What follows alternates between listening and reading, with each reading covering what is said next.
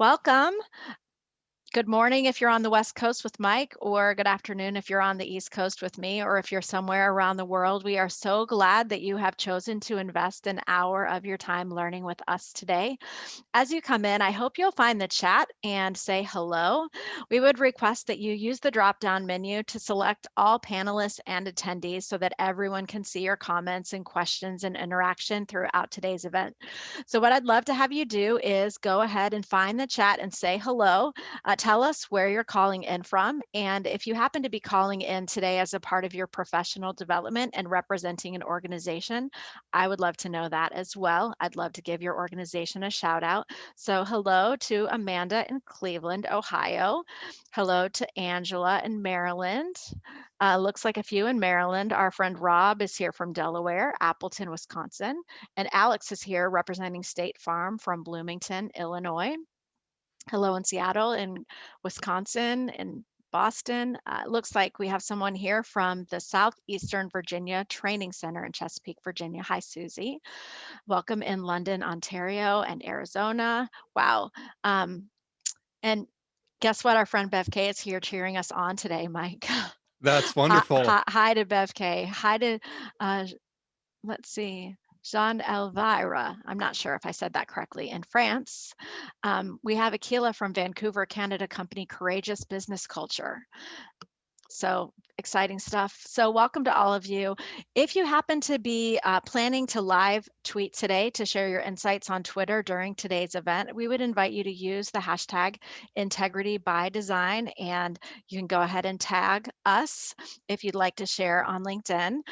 And later on in today's session, we will have the opportunity for you to talk directly to Mike Horne, and we'll use the hand raise function if you want to join us on the panelist side of this webinar to ask your questions, or we can always see your questions in chat. So I would encourage you throughout today's event, we would love to engage with you and see your comments and questions along the way.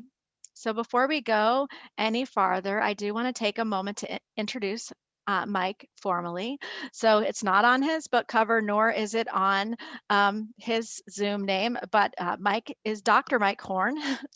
He has a PhD. He's a people and culture leader who believes that the paths to prosperity and success are expanded for everyone when leaders design workplaces that enable people to do their best by bringing more of who they are to every situation. As a coach, a consultant, a teacher, and a mentor, Mike opens doors and possibilities for leaders, their teams, and organizations. And his book, Integrity by Design, is now available on Amazon. And it's about that book that we are going to talk today. Welcome, Mike. Well, thank you so much, Becky. I'm delighted to be here with you and would like to welcome the entire audience that's calling in from around the United States and around the world. Looking forward to our discussion today on integrity by design, working and living authentically. And it's just great to have everyone on the call. And also welcome your feedback in the chat box as we move through that at the right time with Becky's guidance. So one quick note is that we are recording today's session as well as broadcasting it live on Facebook. So if you have any colleagues or friends or others who would benefit from this conversation, we always encourage you to share this conversation with others. So as we get started today, Mike, I'm really interested in talking about this first question because as a leader, it's something that I'm definitely awake to with my team, and I know that you lead a really large team. So what does it mean as an individual contributor or as a leader or anyone who works to bring your whole self to work?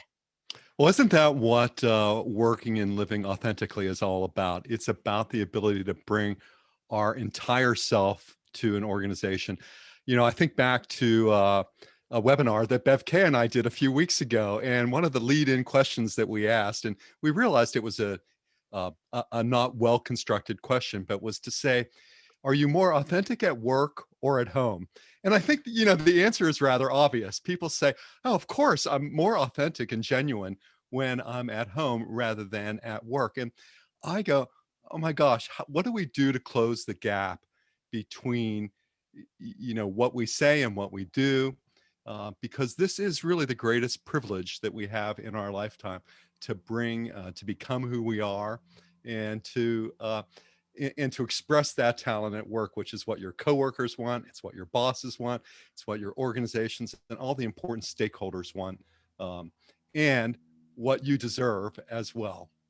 Well, so I'm going to push back a little bit here, Mike. So, like, do you really want people to bring their whole selves? What about their problems, their mistakes, their flaws? Or are you just talking about bringing the best of ourselves to work? Well, I think a manager would be naive to think that those things aren't coming into the workplace anyway. um, we used to talk, I think not so long ago about having good work-life balance, and I think most people realize that's a myth. Sometimes your family takes over, sometimes work takes over, and what we talk about today is making the right kind of blend, having a good work-life blend, because this distinction about separating our work life or compartmentalizing it from our personal life. I think some people are able to accomplish that, but most insightful managers come to the person knowing that he or she has a lot more going on than just being an element of production in the organization's wheel. And I think that talks about the design issues in integrity and authenticity relative to managers and leading teams. So there's a comment here from Marie, who says it shows up eventually anyway. Yeah, it's a question that, sometimes people ask me. They say, well, is it okay for me to tell a lie, to tell a half truth at work and or in, any other aspect of life? And I always go, why are you asking me that question? But what I do know, and I've, experienced this consulting to organizations and consulting and coaching executives, is that when a manager lies or a leader lies, it begins to erode trust. And without trust, it's very difficult to make um, the quantum leap progress that I think most of us are interested in solving our customers' issues and really, um, directing the significance of our life and our career. Well, let's pause for a moment and get some feedback from our attendees. We have a poll today, and we are curious to hear from you. Are you able to bring your whole self to work? And if you have any comments related to the question about why you are or are not able to bring your whole self to work, we would love to see that in the chat as well. So if you can take a moment and find the poll, we would love to hear your feedback. And I'm not going to ask Mike to predict because sometimes this will influence the results. So it looks like Amanda says, not entirely able to bring my whole self, but that's because I'm working on some pieces. So that's a helpful comment. Um, Robert says, we either lead our lives as integrated or disintegrated. Um, Paula says, mine is the product of a bully manager. Here's an interesting question, Mike, as people finish answering the poll. Kirsten says, what does not work for me is feeling pressured to bring my whole self to work. Sometimes I really want privacy. Yes, and I think we can explore that as we look at the poll results, when we look at polling results, and begin to get underneath this question about why people are able or unable to bring their whole self to work. So it looks nearly evenly split. It's 56-44. That 56% of our attendees today agree that they are able to bring their whole self to work. Interesting. And we're leaving at least a half on the table then, right? By some measure. But what I want to address in this question is that leaders and managers have an enormous stake in making a difference in this regard. Amy Edmondson talks about it in terms of psychological safety. But managers have an enormous ability to influence and to shape the environments where people can bring their best and bring their talents. They can do that by um, understanding who they are, by being a person of integrity. When we think about integrity, when I think about integrity, and that's part of what drove me to write this book, is that integrity means a whole cloth. It's built on a strong moral and ethical foundation. And, maybe if you're to look at it from an engineering standpoint, we talk about structural integrity. Things hang together. And authentic leaders, people who are able to bring who they are, they work from this a sense of self, and that sense of self, at least for me, operates on a set of humanistic values. We talk about in those humanistic values, we talk about valuing the individual, treating others with dignity and respect. Um, Making sure that we have diverse ideas and diverse people so that we can grow inclusion around us. We could go at this in another way, and because all of us have worked with people who are unpleasant as well, right? And maybe you've met an authentic jerk or two, as I have. Um, we're talking about the values that shape behavior over time and that shape productivity, production, and meaning that all of us want in our workplaces, I think, and in our work. So that's helpful. And there are so many comments. So I think these questions are really striking a nerve with folks. Um, Christopher says the workplace culture often determines if someone is able to bring their whole self. Um, so Deidre is asking, is my whole self my values, beliefs, experience, and what else? Is that different for people based on their identities? Yeah, let's talk about two questions. I think two items in that regard. For all the social psychologists in the group, uh, and for those who think about how environment, shapes what we do, it's absolutely true. Behavior is just not the sum of who I am, but it's who I am in relationship to the environment. And barring environments that are utterly hostile to the expression of talent and the expression of who you are, we have the power to create those kinds of systems, and they don't exist enough in today's organizations. And as we come back from the pandemic, as people return to work, I saw Goldman Sachs today announced a return to work, I believe on June 14th.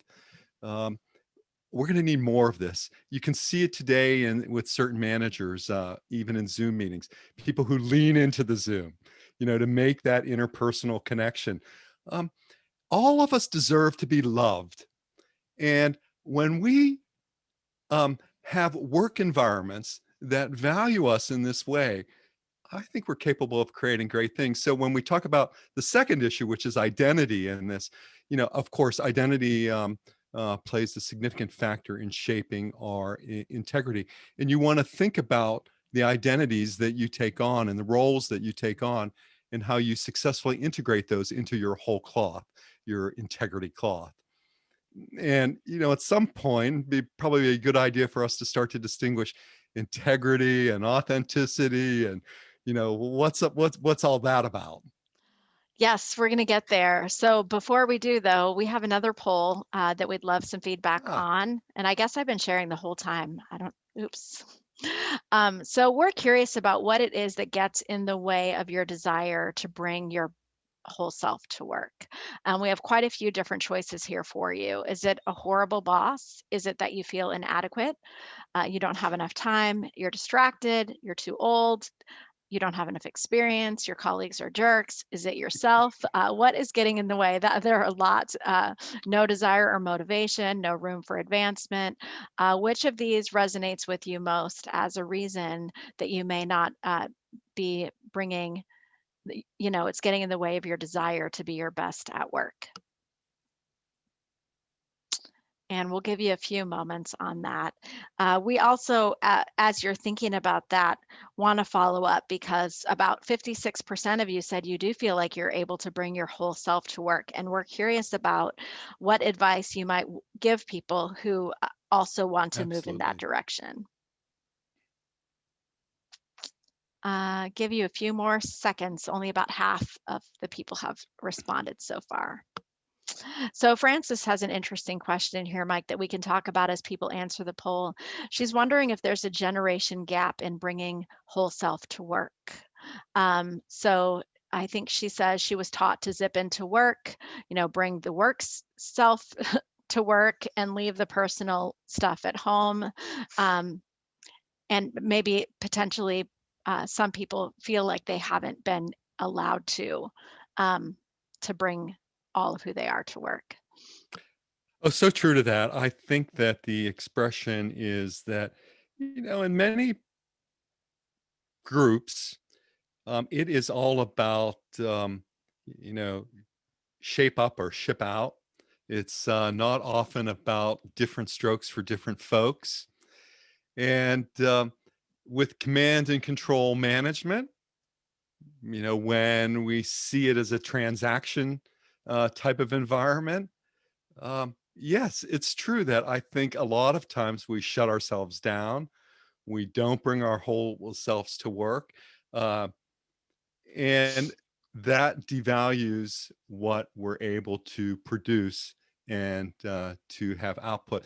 There was a other comment in the chat, well, I think from Brenda, that I want to pick up on because I think it's directly related to this topic, and it's the sense of getting comfortable in your own skin.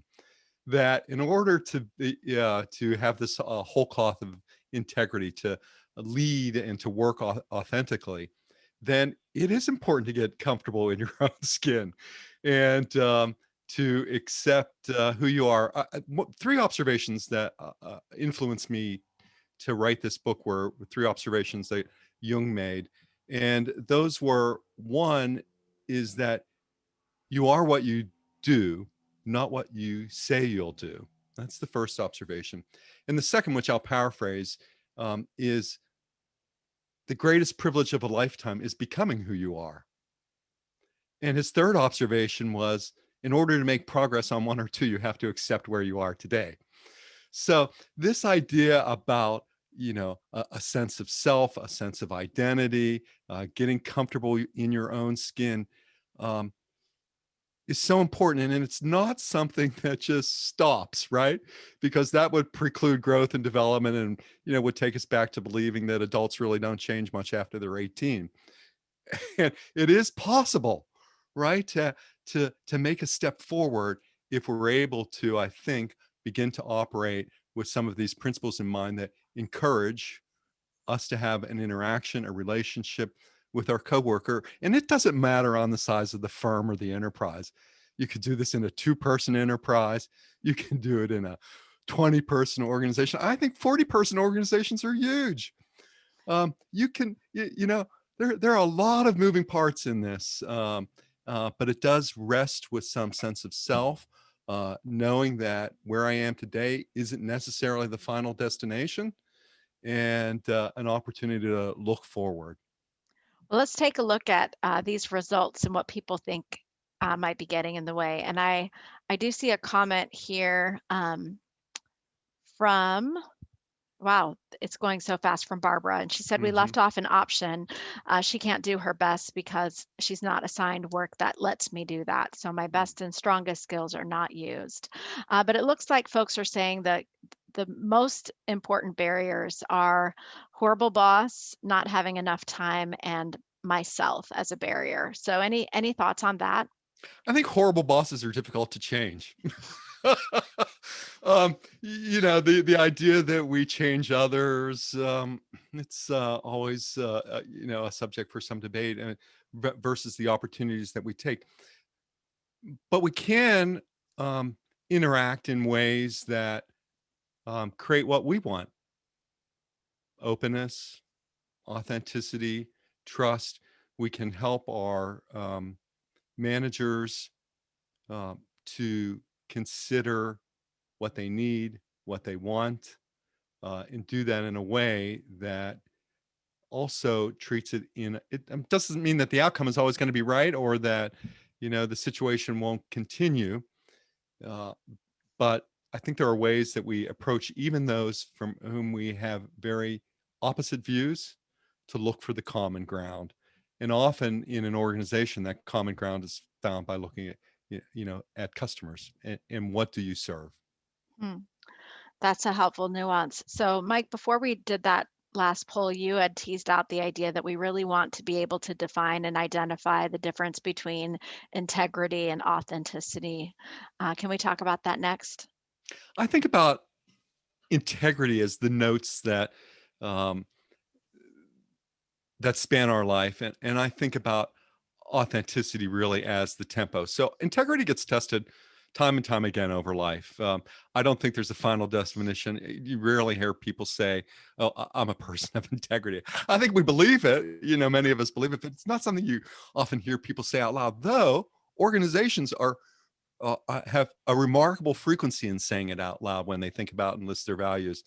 Go back to Enron, Wells Fargo, their organizations that had integrity as a primary value.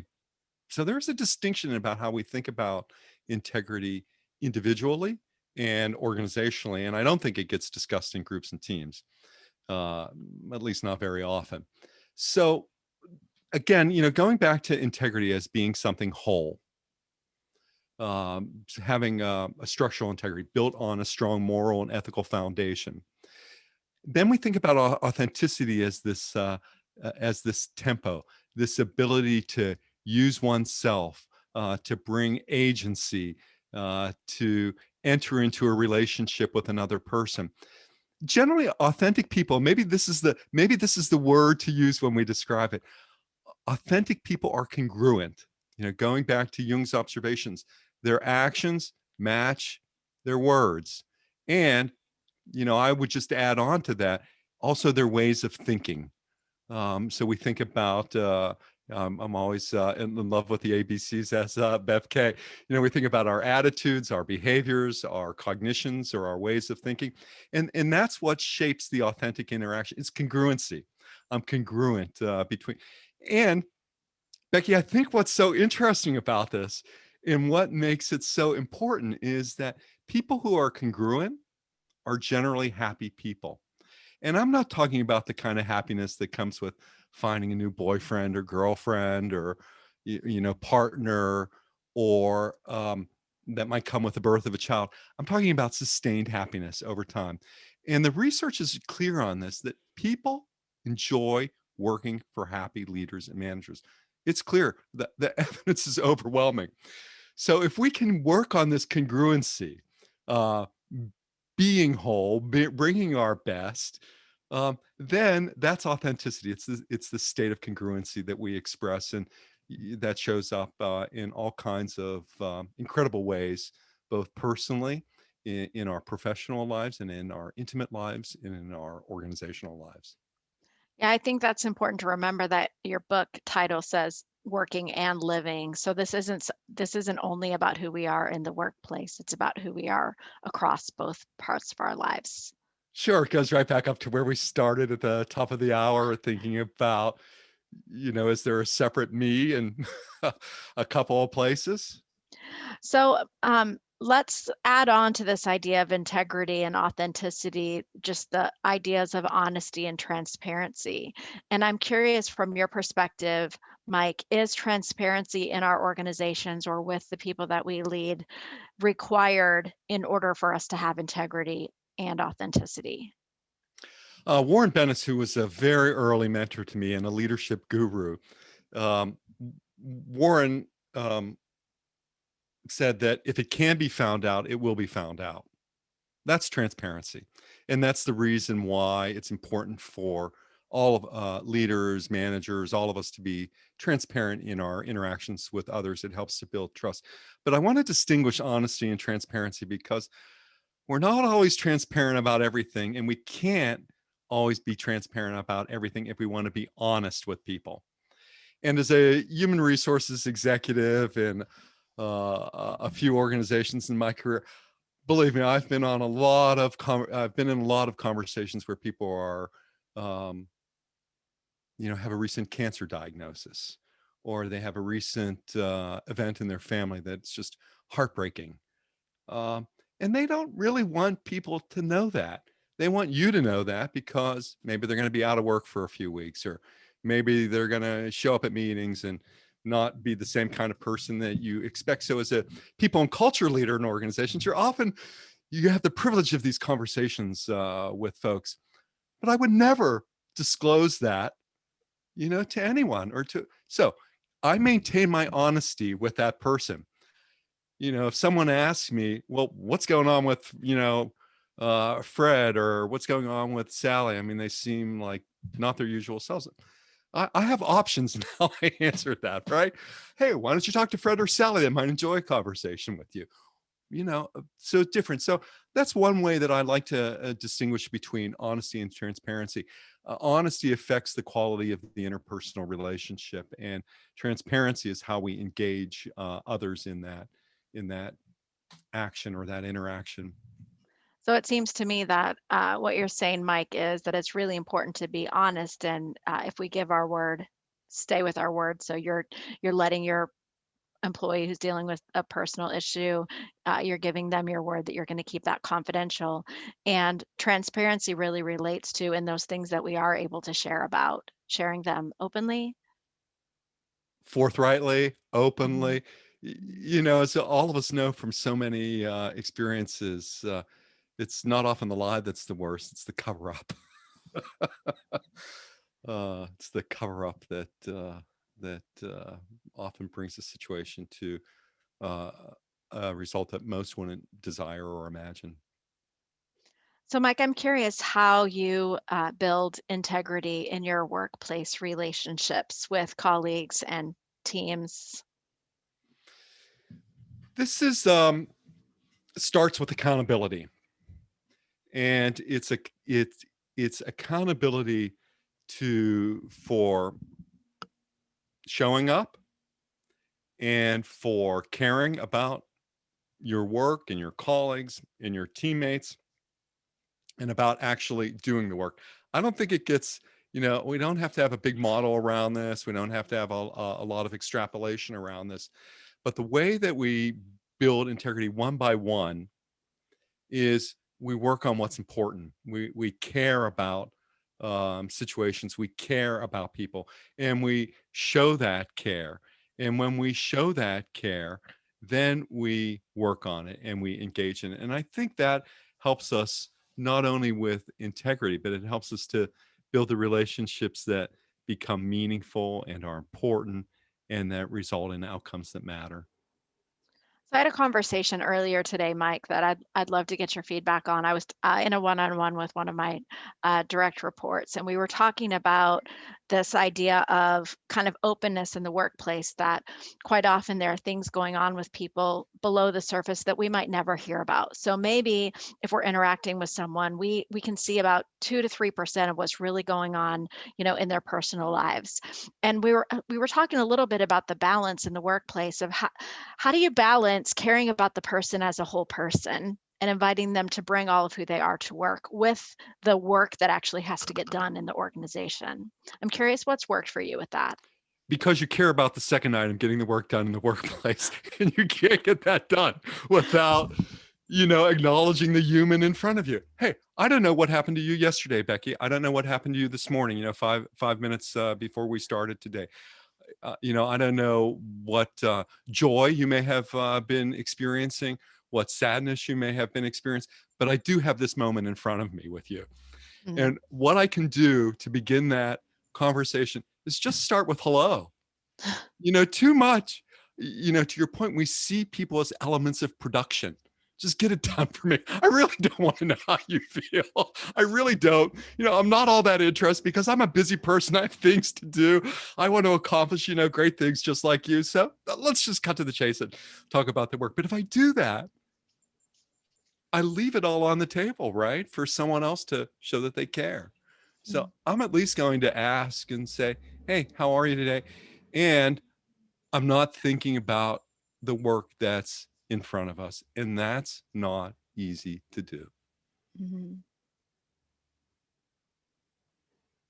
So you're talking about an intentional pausing to allow the person to be human before diving into the work. Well, I don't think any of this stuff happens without intentionality. We go back to our Wells Fargo example, our Enron example, any of those. You have to be intentional about this, and this is why I think the design element enters into this. People ask me, integrity by design, is that don't we just show up this way? I think that these are not only influenced by our environments, but certainly some choice points we make as adults. Mm. Um, Please go ahead. Yeah, I was going to ask you to say more about it. Well, some on the call will or know my two of my mentors, Charlie and Edie Seashore. And I think what they offered us was they offered us a model that said, what would the adult do in this situation? Because all of us have, we bring our childhood into the workplace. We bring our parent, oh, you just need to do it this way. And all of the good things and bad things that are said. But what we have to ask ourselves is, what would the responsible adult do in this situation? And I have enough belief and confidence and respect for others that I believe that most people want to do the right thing. I have met very few people, um, having led teams internationally, globally, having consulted on, I think, most continents. What I have learned is that most people want to show up and do a good job. So I'm asking, what gets in our way? What are the systems that we design? What are the interactions that we create? How do we lead that produces that kind of value and helps the individual to meet his or her goals? I definitely think it starts with believing the best about the people that we're working with. I once knew an executive. I worked in an organization, and he would say to me, he said to me once, he said, Mike, if we could figure out a way to make money without people, we'd do it. And that has struck me for so long about an orientation to life and an orientation to business, that comes again to a fundamental practice to show that you care.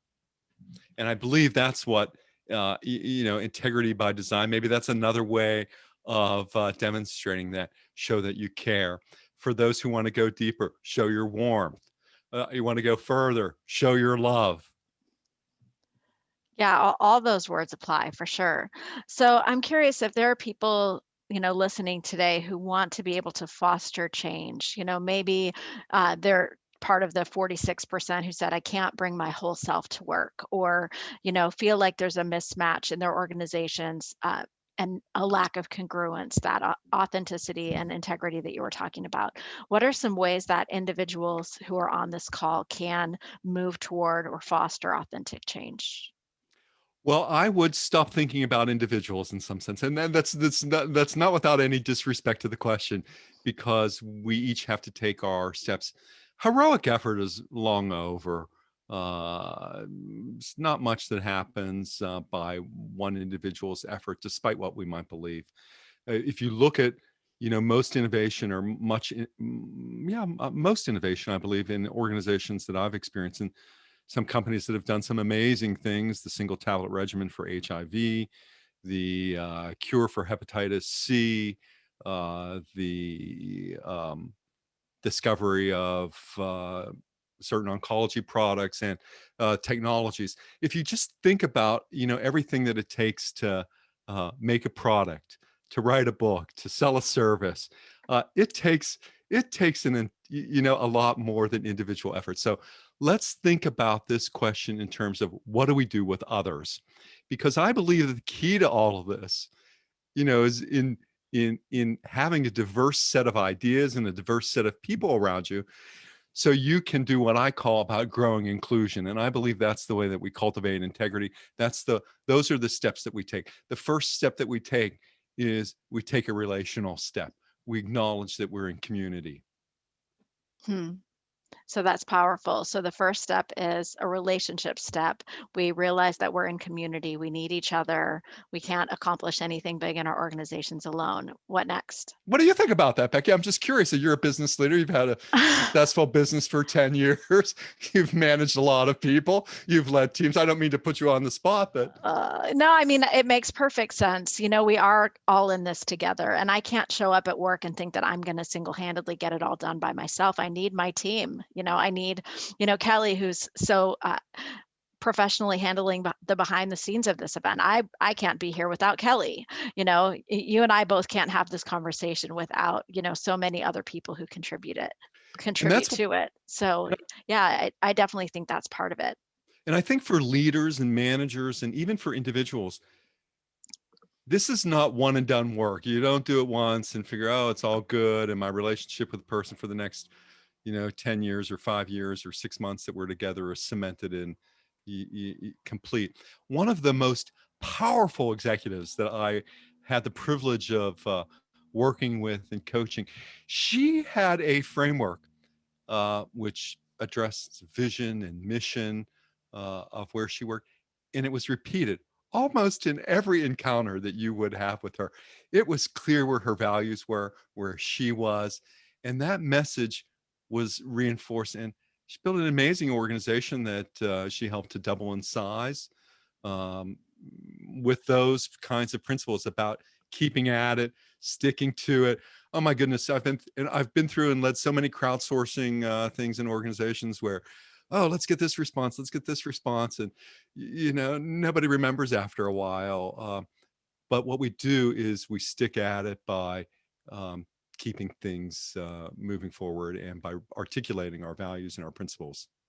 So it sounds to me one of the things that you're saying, Mike, is that it's consistency. So congruency is one thing in terms of building integrity and authenticity, but that consistency of sticking to whatever it is that who you want to become and just repeating that day in and day out and week in and week out so people can depend on you showing up as the person you say you want to be.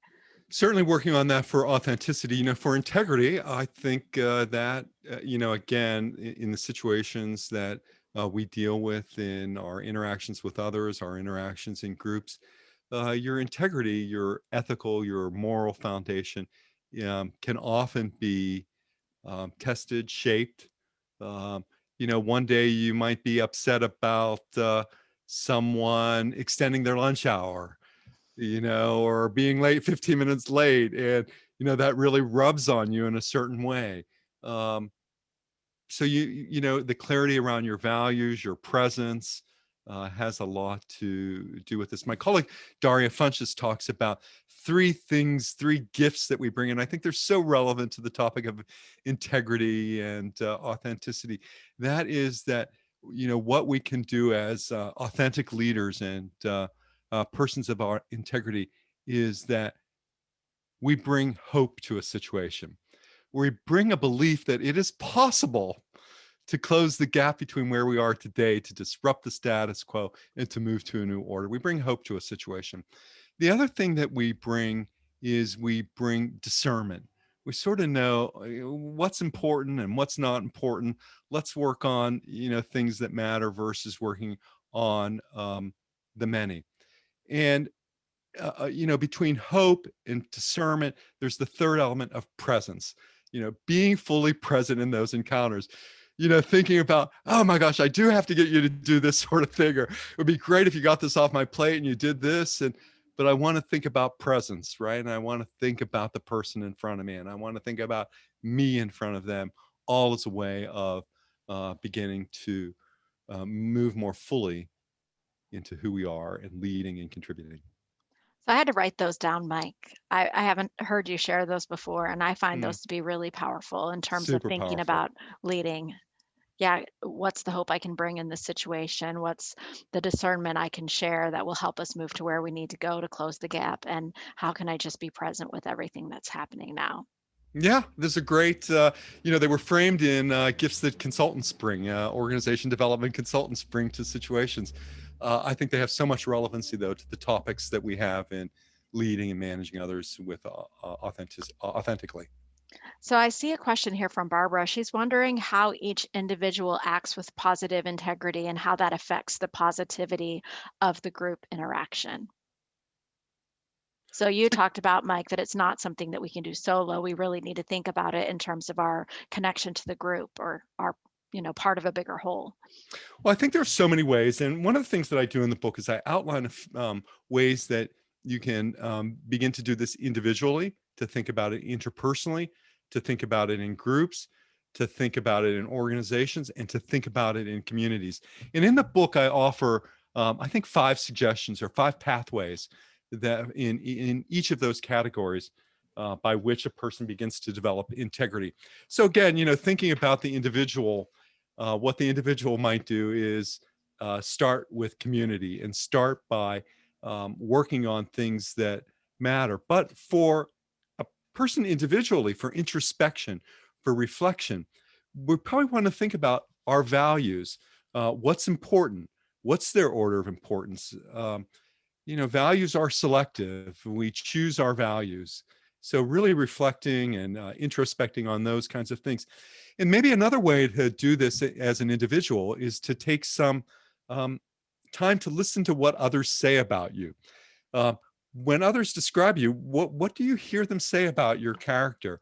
Or you might even think, if you want to extend this individually, think about your allies. Who do you count on at work? Well, the Gallup organization has been at the employee engagement work for a long, long time. And they have 12 questions by which they measure engagement. And one of the questions has always been controversial. And that is, it's a statement. The question is, do you have a best friend at work? Or the statement, I have a best friend at work. And people scale that from, 0 to 5, whatever the scale is. What I know is that when people feel they have a best friend at work, somebody who has their back, somebody they can talk to, they're likely to be more engaged in their work. So I think that might be a question again for, starting with self and starting with introspection. Who are your allies? Who do you count on at work? And then how do you encourage, back to one of our earlier questions about a bad manager, how do you encourage, discourage? Um, and then maybe as a good exercise for an individual, I might ask you to say, well, if you were to describe integrity, or if you were to offer your advice on integrity, what are 3 things that you would offer?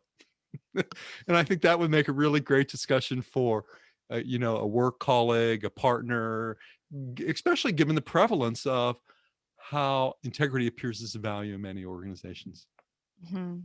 or how it's an expectation, an implied expectation. As a leader, wow, I believe that people operate honestly and ethically, and yet we have too many experiences, in the business news where that doesn't happen. Mhm. And we don't have to go very far. And some of these are completely egregious. I mean, you think about systemic racism in the United States, you think about systemic injustice.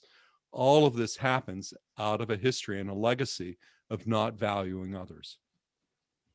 Yeah, that's really powerful, Mike. So Amanda has a question to follow up. You were talking about asking people about your strengths, and she's wondering how you suggest going about that.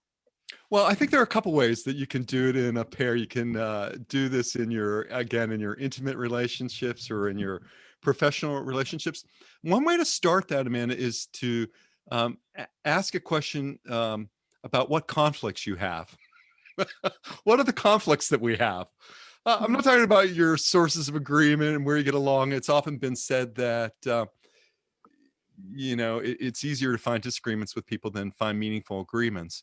But one of the ways that we can begin and open this conversation is by finding out, the conflicts that we might have with another person, and then figuring out, what are those conflicts related to? Are they related to, we have a mismatch in our values? Do we have a mismatch in our goals? Do we have a mismatch in how we'd like to go about doing things?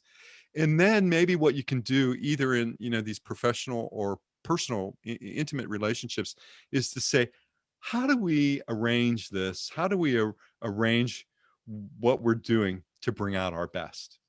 And those would be 2, action items that I think, I'd recommend, Amanda, in that regard.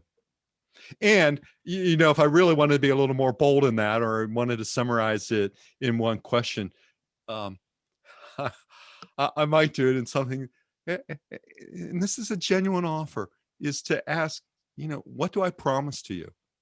What do we promise to each other? Hmm, It's a good question. Um, so, Mike, I know that you feel really strongly about this idea of authenticity and integrity, and I know you also believe that it can improve your life and work. Can you tell me in what ways you see increasing integrity and authenticity improving people's lives and work? And I'd love to hear some stories. Well, if I act authentically and I act with integrity, then I'm bringing myself to work. Despite environments that may be harsh or hostile to that expression of myself, I want to be the best version or a better version of who I am today than I was yesterday. So as I think about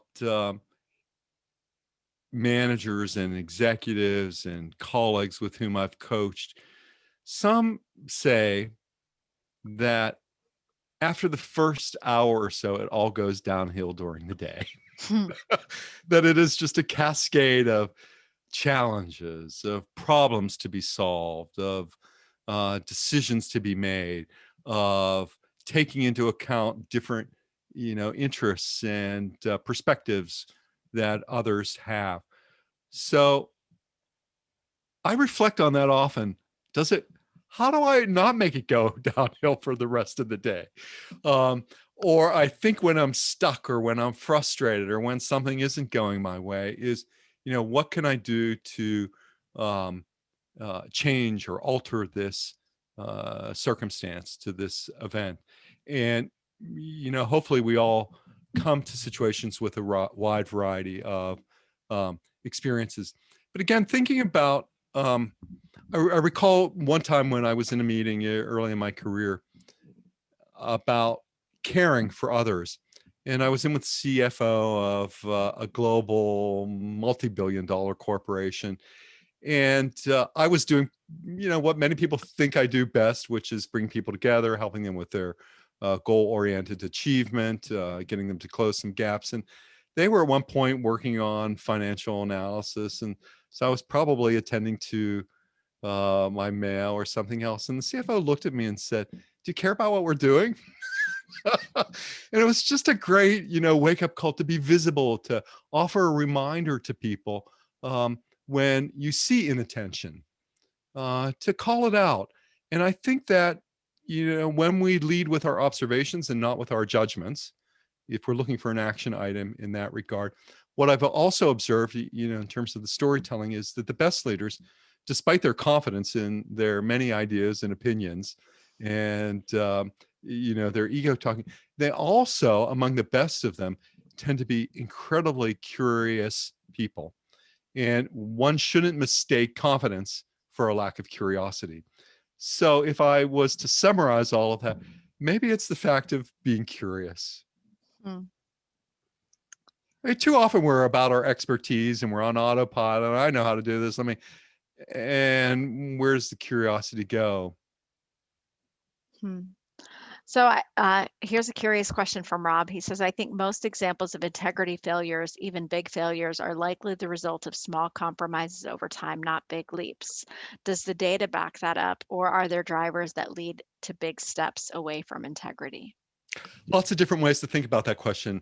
And I hope that both of these are illustrative of some of the, maybe the soft or qualitative data that comes out of that experience. I'm just going to go back to something, Stanford prison experiments. What did we learn from those? We learned that when blame is assigned in an organization, that blame often goes to the lowest person on the corporate ladder or on the rungs, right? The generals don't get blamed. The wardens don't get blamed. The employees get blamed. The soldiers get blamed. And, until we're willing to upset that apple cart, sometimes those actions don't find their center where they're supposed to be. They're gravitated downwards in an organization. So whether that's a big failure of leadership, which I think it might be, I think there are examples that support that there are these, big failures in terms of strategy, in terms of others. And then so I think we have to get out of this framework sometimes that it's the workers who did it, Hmm. that made the mistakes. Where was your leadership, right? Hmm. So, but yes, I think that certain things can happen in terms of, unintended consequences. It's very similar to, the butterfly effect in systems thinking, that you just think of the wings of a butterfly and the, forward movement they create in terms of air dispersion. You might think about it in terms of, in pre-pandemic times or in the recovery times, just think about the networks and the systems of everybody that it takes to cooperate to feed lots of people every day, in restaurants and in New York City or in any city of any size. So it's a great, I'm not sure it's all, sometimes it is a big failure, it's a big disappointment. And sometimes it can be the effect of a small enterprise. But I think that we get led, what there is interesting research to Rob, your point. When you look at companies that are led by families at the top, by families, they tend to outperform other organizations of similar size. And often that's a relationship to the values of those founders in their business. Now, you may not, agree with all of the examples that I cite in the book. I look at the Mars family, for example, and the effects and the influence that they've had, and leading, an industry leader in their segment. I look at the Hoffman family with Roche Pharmaceutical business and what they've done relative to environmentalism. I look even at the Walton family and the Walton Foundation and some of the things. So there is a relationship between what we value and what are, performances, and to however we define that performance indicator. Thanks so much. So we have only a few minutes left together, and we do want to give a chance for folks if they'd like to join on the panel and talk directly to you, Mike. So if you can find the hand raise function in the bottom of the Zoom panel, if you'd like to come over this webinar wall and talk with Mike and me, we would love to invite you to do that. And so I'm going to look for any raised hands. I know we had a lot of questions earlier in the chat, and if you had a question that we have not been able to get to, I would also welcome you copy pasting that and bringing it back to my attention, so that we make sure that we address all of your curiosities on today's topic. I find that I have so much to think about every time I meet you, Mike. And so I'm grateful for the I'm learning honored by our today. interaction, Becky. There's so much to learn. And so much in the chat here. So I wonder if we can come back full circle while we wait to see if folks want to join the panel to really talk about any mindsets that we can bring to shift potentially from being people who haven't brought our whole selves to work to being people who will bring our whole selves to work. And then I do have someone with a hand raised, so I'll bring Tess over while you answer Yeah, and as that. we're thinking about that, mindsets are difficult to change, right? I'd say let's work on behaviors. I'm a big fan of, start small, stack on behaviors as you can. Big fan of some of the ideas in Atomic Habits and other books that are out there relative to habit formation and development, which I think will ultimately contribute to mindset shifts, which are so important. So I'm hearing that you start with those daily behaviors. Yes. Okay, welcome. Hi. Hello, Hi. Mike, and hi, Becky. I love your work and I love your book. I actually have read your book. I'm interested in Thank knowing you. how you, yeah, how your ideas for designing inclusion and equity into systems that have not known, the impact of not having that type of inclusion, particularly pandemic. I'm in London, England, and it's a very, very big thing for us about inclusion and equality and equity. Mm-hmm. The answer is start. I mean, our most institutions suffer the effects of systemic discrimination, systemic racism, systemic isms of, so many kinds.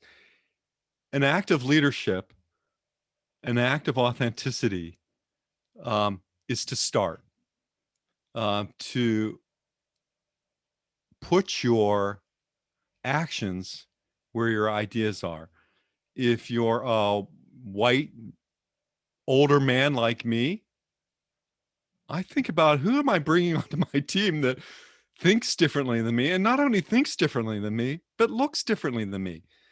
And look, I've been through this test in so many ways, that looking for scientific talent where, let's take, for example, in the United States, there are about 50 PhD chemists that graduate a year in US institutions. 50. Minorities. It's very difficult, when these folks are in worldwide demand, to have them show. But you've got to start somewhere, right? So I think it's a belief system, and I am so grateful for all the work that our colleagues in inclusion and diversity are doing. I couldn't imagine a more difficult space to work in yesterday or tomorrow and even today. So I really appreciate all the work that people are doing to bring justice in organizations, equity in organizations, diversity and inclusion. I'm a big fan of the JEDI concept, justice, equity, diversity, and inclusion for organizations. And the way that we do that is with these authentic acts to say you're not a racist. How do these behaviors show up then in your workplace?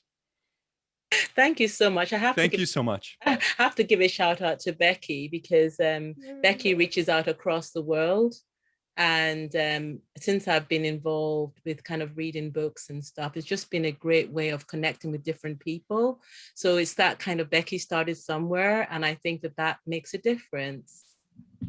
That's very kind. Thank you. I'm delighted to work with Becky too. That's great. Thanks for joining us today. We are pretty much out of time, but I'm going to take this one last question that came in from Fernando in the chat. He was wondering if you can provide an example on how to bring integrity to work when some staff don't like change or aren't supportive of the changes that the company wants to make. Well, first, that's a great question, Fernando. Thank you so much. I think one is you need to decide where people need to be involved. Do you want them involved in the decision making, or do you need them to be involved in the implementation?